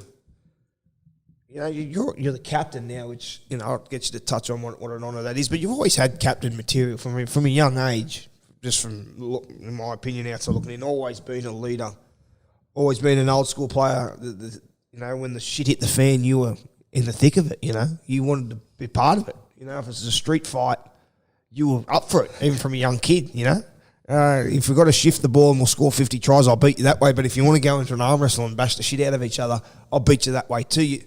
You always, and I think you even deputised for Gal at a younger age too before, you know, obviously you become the vice captain and took over. But you've always had that leadership quality about you. You've always been a leader like that, you know. I know looking from outside, you're always hugely popular in amongst the NRL fraternity, you know what I mean? You know, not only from the respect you had as a player, but also the person you are. How much does that take your toll on your leadership? You're known as a tremendous teammate, you know, not only a great player, but a great teammate. And there's a big difference because you can play with plenty of good players who are dickheads, you know, or, you know, I'll put up with you because I want to win. But once we finish, I'm never catching up for a fucking beer with you. You know what I mean? There's not too many, you know, your captains and leaders who are the knockabouts and, you know, obviously as you get older, you mature a bit, but you're known as a great teammate as well. How much energy does that absorb?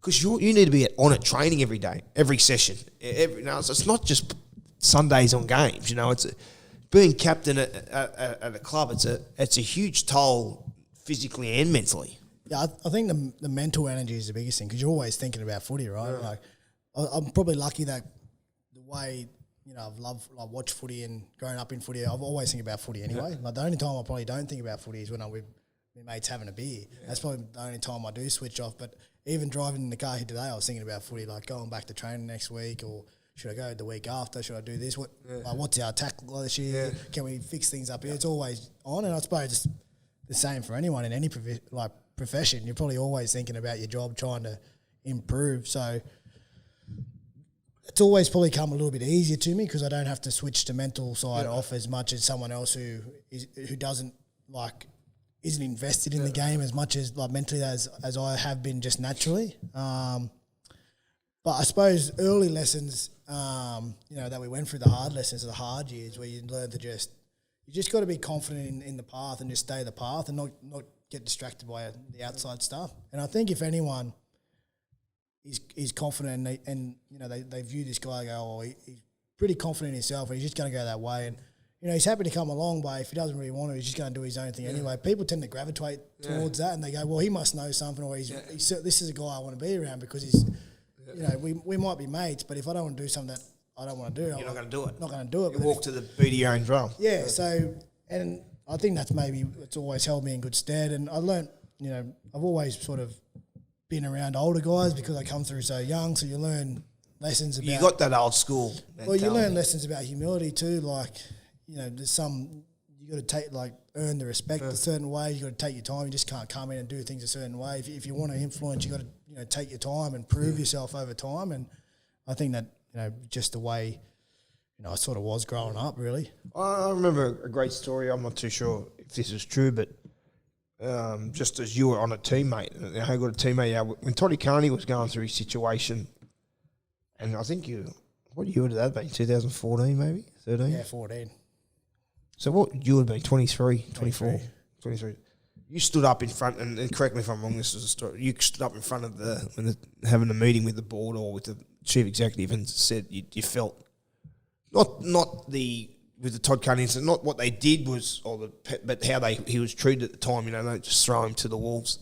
That's pretty, if the story's true, that's pretty impressive for a young kid to do that at that age, because you still might think that, but some people not have the balls to stand up for your teammate. Yeah, I just think it all happened too quick, right? The photo came out, and then the next day he was sacked, right? Which is, you know, whether that was going to happen that week or the week after, it was going to happen, right? Yeah. I just thought he should have been given the chance to come into the club, front the board, see his teammates, talk to the CEO, and just have that time, just a little bit of time to at least go in there and explain himself. Or if, say from the club's perspective, if they were going to sack him, there was no difference really from Monday to Friday, the next day or 2 days, 3 days later if they just got him in and sort of through. I just thought it wasn't good. It wasn't, you know, what a club should do. Yeah. they should first, I think, get like at least seek an explanation. If they're still unhappy with it, well, fine, make the decision. Everyone moves on, everyone lives with it, right? You got to do what you got to do. But I just don't think that was the path towards was right. And, this is the club what I've invested a lot of my time into. This is your teammates and your club is pretty much as close as your family. You spend more time with them as well. So if my brother or if my friend or my sister or my dad did something I didn't like, I'd call them out on it too. Like, that's just the way it is. It's not they're not saying I don't like you. I don't think that was the right thing to do. Or I think in hindsight, I wish you'd have done this. It would have made me feel better, about you. And then, if someone says, well, stuff I don't think you're right anyway, well, I'd got to cop that too, right? But that's just, if I believe in something, I'm not afraid just to say it of what I believe, like whether it's right or wrong. I won't get in an argument with someone if they have a different opinion. But I won't feel comfortable unless I express it. If I'm thinking it and I want to express it, I'll express it. Is that what you like as a leader? What do you like as a leader if you pull blokes up if they're not a ranter or a raver, or obviously your actions speak louder than words as well. But have you had to change anything with your leadership style, or you've just kept going the way you've always been? Because you've always been a leader anyway. The only probably difference now is the C's next to your name.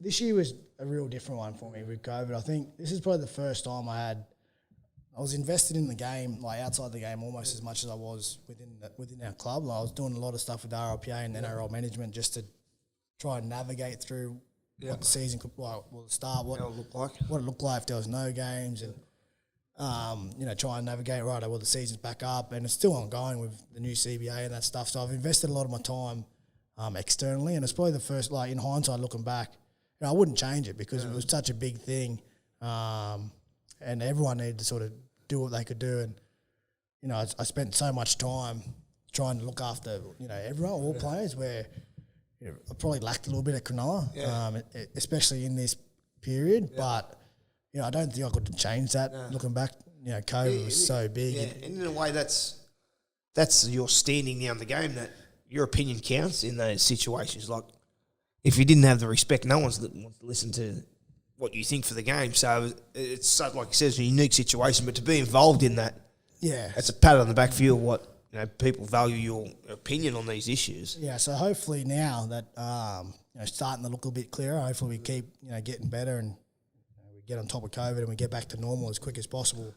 But I'll certainly make sure I make a more concerted effort to keep all my focus on Cronulla this year, to give them my best. Yeah, mate, we go to rep footy, mate, and New South Wales 2000 last year you had a huge series, and this is a type. I remember growing up in the 90s, the New South Wales team had a great run, 92, 93, 94, and they pretty much had the same team during that side, obviously led by the Canberra boys, Loz, Ricky, Bradley Clyde, Freddie was in there, Siren and Lazarus, Harrigan, Elias. But blokes like Ciro and that at the back end of their career at the Tigers, and the Tigers were struggling, like Timmy Brusher. But Gus had that sort of player that you're an Origin player, he'd pick you no matter where you'd be or where your team would be, you know what I mean? And it was a nucleus side. Rob Wishart with the Steelers is another one. The Steelers wouldn't have been going very good, but Mary and Rob Wishart were in the team, This is what I see with you. When I think of an Origin player, I think of you. And not only just your toughness and how you play, but you've got that versatility role. You can, your back row, put you in the halves, which obviously helps. Your last year's series, we go to Perth. We've got a host of changes. We lose our halfback in the first half. We put you at 5'8" in a do-or-die game, and you just play the absolute house down. How did you come up with that? Yeah, well, it was a good, certainly a highlight of my career. High-pressured game, and then you've been thrown into a different position you play, but in Origin's different. Yeah, and it's probably the only Origin I've played and it's been a blowout, actually. Like, pretty much every game goes down to the wire, so to be able to put a few points on it and play 5'8" and play in the second half, it was good fun, and I only had 2 games back since my ACL, so it was a big call by Freddie, and I'm grateful, that I've got out there and played well and kept the series alive. And then we got it done in game 3. But I kind of enjoyed, so we talk about playing footy like game within the game. Origin and Test footy is a bit more like that. It's not as structured. You don't have the whole season, a whole pre-season and a whole season to work on things and to work on your combination. So it's pretty much just get out there and play eyes up and play the situations, and that's how it's enjoyable for me. And, I'm pretty lucky, that coaches have backed me as a 14 off the bench, because Boydo's the left back role for New South Wales and Australia. He's captain of both, right? So if I didn't have any other strings to my bow, I could have missed the whole, my whole career of rep footy, purely having Boydo in front of me. And we're close mates, and, I've never held that against him, or we've been close mates forever, but it's just the way it is, right? You pair up with someone, it's like someone playing behind JT for Queensland, or even Friendy. Look at Friendy, right? He's won Smithy. He's won 3 premierships. Yeah. He's played more games than me. Yeah. And he only got to start this year because he's behind Cameron Smith. Like, that's just the way it is sometimes. It's all about like timing and opportunity. So luckily for me, I did get a start at back row to begin with. I think Boydo was injured, so I got a start there. But then when he was back, Mao had actually he'd picked me for the World Cup. Yeah. He'd come off the bench and play 14 and play that role. Listen, you're going to go on in the middle and play as an extra middle, but if something goes down back row, half, centre, you'll be out there playing those positions. So I actually debuted for Australia in the halves because Cooper got a head knock. Would you knock him out the sheds or something? No. So put one on his chest. This is true. This is a true story. We played opening game of the World Cup in Melbourne. So I'm on the bench, right? I'm 14. I'm the third middle too. So we've got 2 front rows and a back rower. Yeah. So I'm the third middle as a 14. So I'm probably not getting on to the second half. That's just the way it is with the interchanges. So you sort of cruise through the warm-up. No, and just pace yourself for the second half. Your debut, don't get too excited, nervous energy. So I sit on the bench, bang, first 10 minutes, Cooper heads off. It's like, oh, no, wait, warm up. So I warm up. Cooper comes off for HIA. I go on and play 15 minutes in the halves. Just as Cooper's coming off, Dukes, head knock. He's off. Says, what do you go, centres? I go in the centres. So then Dukes goes off, so I play in the centres. So my first 30 minutes for test footy was in the half and centres, and I came off, and I finished the game in the middle, I think. So how do you go with that versatility? Because obviously it's a string to your bow, but you've always seen when you go out there you never face, because a lot of players like talk about that Origin being thrown in 5'8", this high pressure game, playing in the centres for Australia. Like fuck, it's a bit different if you got to go there for club footy. This is high pressure game and a situation they've never been in. You always look like you just take it in your stride. It's never bothered you, but underneath you're thinking, shit, I haven't played 5'8" for ages, or centres, Jesus, Oh, well, I enjoy it. Like I said, that's a part of the game I enjoy, and getting out there. Like, I don't want to just go out there and just fill the numbers and just do a job. Like, if they put me out in the centres, I'll be wanting to try and beat me centre. Like, even if he's a specialist centre, I'll be like, come on, Finch, give me an outpull, mate. I'll get him on the out. Put a chip over the top for I'll be trying to do that. I want to play. I always want to, whether it's offensively or defensively, I want to try to influence the game, whether it's, coming out of the line and trying to put a shot on, or whether it's, getting the ball and putting a grubber in. So I'm always trying to compete and influence the game. Like sometimes, I've got to pull back a bit because, you come up with a mistake or you cheap turnover and it's detrimental to the team. So it's about that balance. But that's I enjoy it when I get out there. And you'd rather want that someone you got to pull them back instead of then giving them a kick up the arse to try and do something. Yeah. How was that playing for Australia, obviously, with Mel there? Oh. Actually, I'll get back to the New South Wales one for that. Your mission this year. Now, I don't know the type of bloke you are. You're not going to... I thought it was wrong. Not that my opinion counts much, but I thought you should have been in the side. And I was actually gobsmacked. One, just because of what you bring to a team, but 2, what you did last year. I thought that alone last year put you in the squad, in the team. How hard was that? Obviously it's not you, and you handled it beautifully in the press, and you said that's what it is. Oh, if I've got to do, and that's who you are. And it's not like you had to get someone to write that for you. That's who you are. But obviously, you must have been disappointed to not be involved with Origin. Yeah, I was disappointed. Confused maybe as well. No, I was disappointed. Like I didn't have the best season.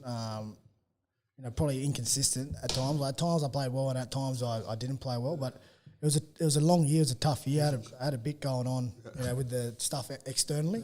I had the birth of our second child, so the house is chaos too. And of course, I was disappointed. Like I thought maybe, fair enough, I wouldn't be in the 17 because some players had played it themselves in the form. But I did think maybe I could be in the squad. Yeah. So to miss out completely was like really disappointing. And I just had to have a look at myself really and say, well, that's the way it is. Just get on with it. No use kicking stones. So it gives me an opportunity. I went away with my family. I just got back actually, and then I'm still a Blues supporter. Like I still still want to win. A lot of those guys are guys who I played a lot of footy with. Frizz, Boydo, unfortunately, he got ruled out for the series. Teddy, Cookie, like all these guys I've known for a long time. So I'm still pulling hard for him, and I think they'll get the job done tonight. But I've had a couple of days of disappointment. I spoke to Freddie; he was sweet, understood. In my mind, they're trying to do what's best for New South Wales.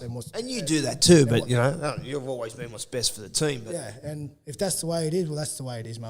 I'll get on with my job. I'll try and play well at the start of next year, and at least put myself back in the frame for Origin next year. And with the back to Australia, what was it like under Mal? Playing with Smithy, playing with Bill, playing with GI, playing with JT. The list goes on. Yeah, it was good. That was... I was so glad I got to play. I didn't get to play with JT for Australia. He'd already pulled the pin in GI as well. But I got to play with Cooper, Billy and Cam. Yeah. So that was wonderful. Obviously, they'd killed us for years, watching them play for Queensland and Melbourne, just dominating for ages. But to be on their team and to be a part of that setup. And the first thing, you go in and I'd never met Mao before properly. Like I played a couple of games for PNG where it's sort of like, you go in over there, yeah. You go in, you go to Cairns, and then you fly across, and you're done. And you don't really have that much interaction. But you get into an Australian camp, and then Mao's up there, and he has a presentation the first night in, has all your families in with you, and gives a presentation. You just walk in, right, I'm ready to play. Like this is the first night. I'm ready to play. And Mao's like, he has that presence, and then tackling people in the foyer. Yeah, so he comes and he came to me and said, this is what I want you to do. Like I want you to play 14 and.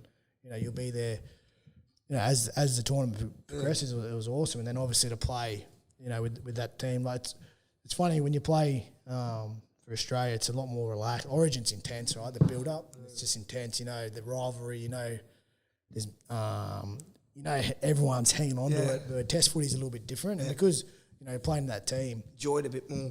Yeah, it's much more relaxed. It's just get out there and when you put the jersey on, you get ready to play because – Australia has this long history of winning, right? So you don't want to be the one that messes up that history. But yeah, it was awesome that World Cup, and then unfortunately there was no Test matches at the end of this year, and there's a World Cup next year as well. So I'm unsure how that's looking because it's supposed to be over in Europe. So I don't know if the borders will be out. Yeah, I don't know what will be happening, but knowing Mao and knowing how much he you've done a lot for it, hasn't he? The Test footy. The international game is where he sees the game going, so he'll be he'll be working hard in the background to sort of get something going for sure. And it's certainly always an honour to play for your country. Yeah, well, I never got the chance, so I wouldn't know. Just before I let you go, the Sharks. Back to the Sharks. What are you looking at? What's your expectations? Obviously to win every year, but how are the Sharks looking for 2021? Yeah, well, I think good. Hopefully, we're obviously missing Shawnee for the start of the year, which is disappointing, but it gives him a chance to have a break and rehab, and sometimes that's good for a player of our vintage, missing that wear and tear at the start of the year. So as long as we start well, I think we're in a good position. We've got that core group who are all, Bombers debuted about 20 blokes over the last 2 years. Yeah. So these guys are now coming into their second and third years of first grade. So the transition from being happy to have a jersey and being happy to play to actually come to train and wanting to go out there and that you belong, and make a difference, and you want to actually, stand up. Yep. I think we're in that transition now where hopefully, if we can just harness that and get it all going in the right direction, we'll be able to play really well. So I think the last 2 years we've managed to get into the 8, playing pretty inconsistent. So as long as we keep that ability to play that high level and just find those, 4 or 5 games where you need to just reproduce it, top 4 has got to be the expectation. Well, one thing is for sure, no matter what happens, the old fella now will be leading the charge and being as competitive as ever and being as tough as ever. Like I mentioned, you're one of my favourite players. Would have loved to have played with just the way you go about it. And thanks for joining Uncensored, mate. I'm actually moved down the show, so we might have to catch up for a beer. So I'm sure your missus will be really happy with that. No worries, mate. You meet me at Caringbah pub. Yeah, we should get home about 3 days later. Thanks for joining me, mate, and enjoy the break. All good, mate. Yeah.